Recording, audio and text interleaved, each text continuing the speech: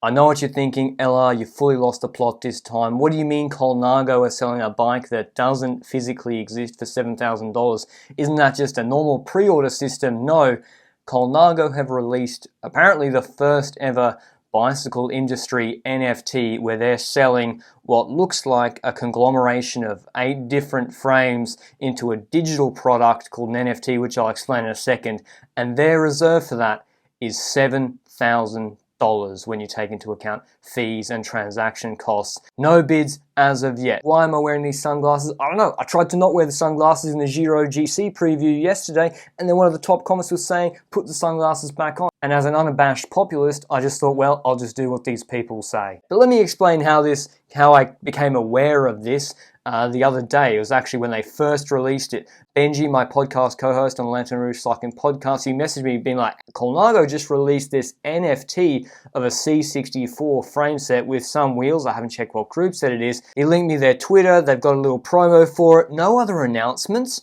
We didn't know this was coming. They've just got a 10, 12 second revolving screen grab of the NFT itself. And so clicking through that, you go to their website and you see a stationary shot of this bike and then the explanation. Colnago is offering one special edition C64 NFT, which combines all their moments, the historic Colnago moments, into a unique NTF, should be NFT, typo there, bike. Maybe they put this together in a bit of a hurry. And apparently the design is a combination of the bike which Abraham Milano won the world champs on in '95, the C59 that Chateau won the polka dot jersey at the 2010 Tour de France, Pogacar's bike from last year's Tour de France. I couldn't find a photo of Rollinger's hour record bike, but I got one of him doing a TT, Giuseppe Soroni's super profile bike, the C35 team time trial bike, not a TTT, there's no TTT bike, I don't think, that won the team time trial world championships in 1994. We need to bring back that event,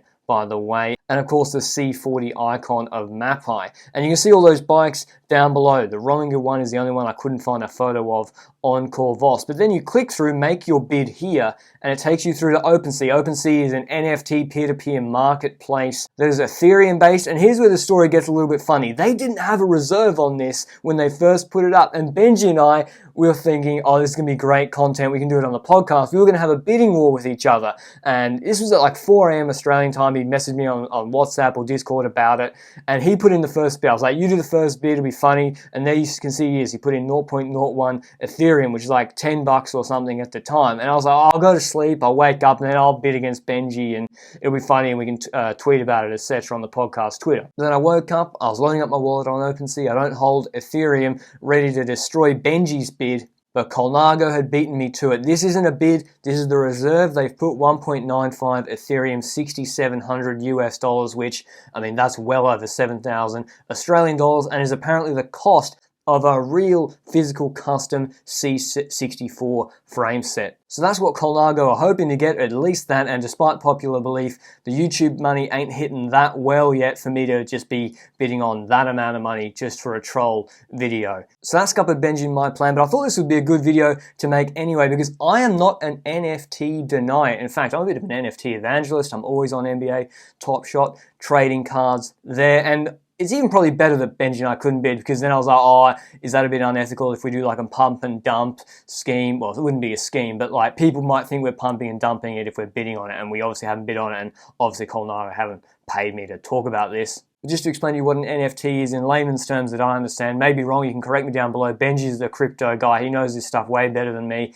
It stands for non-fungible token, and it's verified on a blockchain ledger, the ownership, which I think of in layman's terms as like the artist signature. When I compare it to physical art, say the Mona Lisa has an artist signature on it, which can't exactly be replicated, and the blockchain ledger proves who owns it, who's purchased it, when it was minted, etc. So in that sense, it's just like digital art. You and I can both see the exact thing that people are buying. We could take a screen grab of it and you can have it rotating there, but it's the same as physical art. I can also bring up a Creative Commons picture of the Mona Lisa and show you that. That doesn't mean I own the Mona Lisa. I can even print it off and try and sign it. People can forge it, but it's still not the same thing. And that's why, if, in my view, NFTs should also be more than just a gimmick. I don't think they're a gimmick. That being said, Would this sort of drawing of a conglomeration of 8 different frames for Colnago be what I would bring out as an NFT in the cycling industry? Not personally, like I'm not personally interested in this. However, if they'd,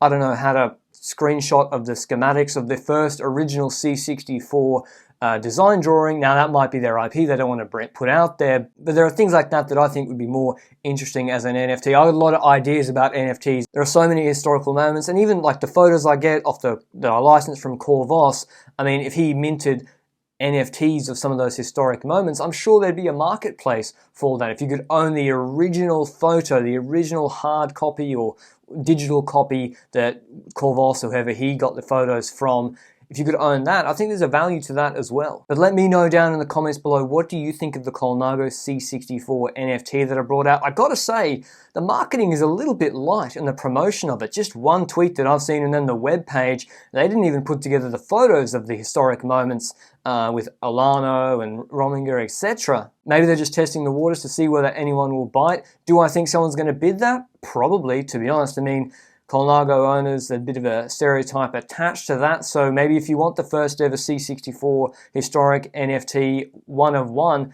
maybe people will think it's worth it and it will increase in value. But otherwise, hope you enjoyed the video. Comment down below, what thing in cycling would you like to see an NFT of? Is it a race highlight? Is it a photograph? What would you like to see the original of or made into an NFT that you'd like to get your hands on? But otherwise, I'll see you in the next one. Ciao.